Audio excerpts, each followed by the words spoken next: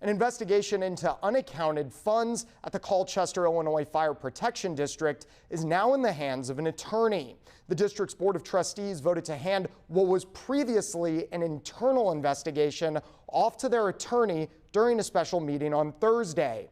They are also requesting an audit of the district's bank accounts. The investigation started after members of the department brought allegations of missing fuel, equipment, and funds to the Board of Trustees in June.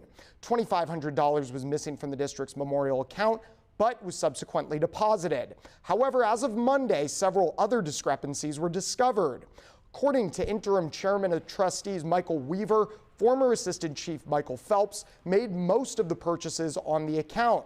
Michael and his brother, former Fire Chief Robbie Phelps, resigned during a June 27th board meeting.